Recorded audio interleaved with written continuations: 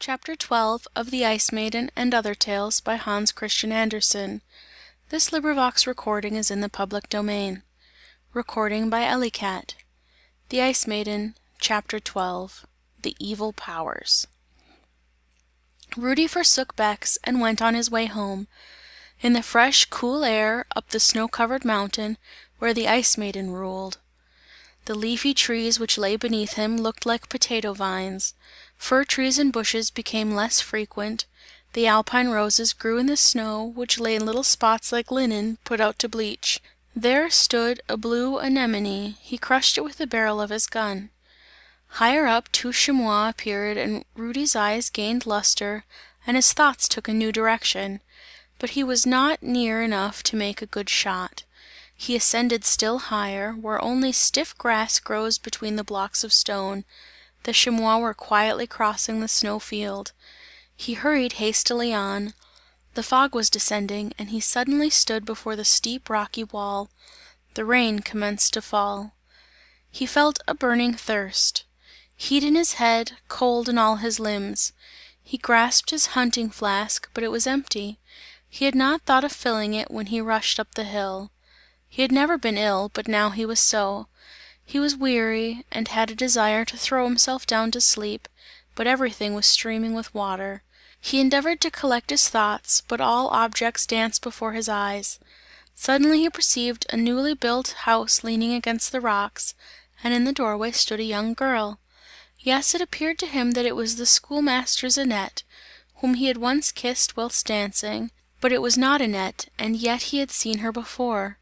Perhaps in Grindelwald, on the evening when he returned from the shooting festival at Interlaken. "Where do you come from?" asked he. "I am at home," said she, "I tend my flock." "Your flock, where do they pasture?" "Here are only cliffs and snow." "You have a ready answer," said she and laughed. "Below there is a charming meadow; there are my goats; I take good care of them; I lose none of them; what is mine, remains mine." "You are bold!" said Rudy. "So are you," answered she. "Have you any milk? Do give me some, my thirst is intolerable." "I have something much better than milk," said she, "and you shall have it. Travellers came yesterday with their guide, but they forgot a flask of wine, such as you have never tasted. They will not come for it, I shall not drink it, so drink you." She brought the wine, poured it in a wooden cup and handed it to Rudy. "That is good," said he, "I have never drunk such a warming, such a fiery wine." His eyes beamed, a life, a glow came over him. All sorrow and depression seemed to die away. Gushing, fresh human nature stirred itself within him. "Why, this is the schoolmaster's Annette!" exclaimed he. "Give me a kiss." "Yes, give me the beautiful ring, which you wear on your finger." "My engagement ring?" "Just that one," said the young girl, and pouring wine into the cup, put it to his lips and he drank. Then the joy of life streamed in his blood; the whole world seemed to belong to him. Why torment oneself? Everything is made for our enjoyment and happiness; the stream of life is the stream of joy, and forgetfulness is felicity. He looked at the young girl; it was Annette, and then again not Annette; still less an enchanted phantom, as he had named her, when he met her near Grindelwald. The girl on the mountain was fresh as the newly fallen snow, blooming as the alpine rose and light as a kid, and a human being like Rudy. He wrapped his arm about her, looked in her strange, clear eyes, yes, only for a second, but was it spiritual life, or was it death which flowed through him?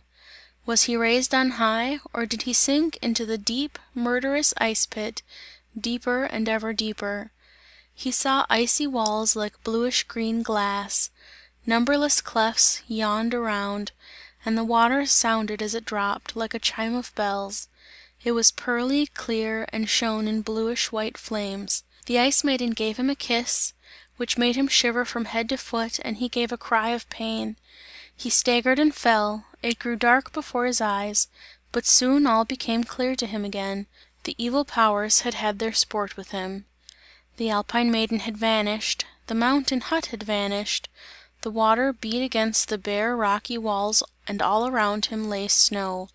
Rudy, wet to the skin, trembled from cold and his ring had disappeared, his engagement ring, which Babette had given him. He tried to fire off his rifle which lay near him in the snow, but it missed. Humid clouds lay in the clefts like firm masses of snow, and Vertigo watched for her powerless prey. Beneath him in the deep chasm it sounded as if a block of the rock was rolling down and was endeavouring to crush and tear up all that met it in its fall. In the mill sat Babette and wept. Rudy had not been there for 6 days.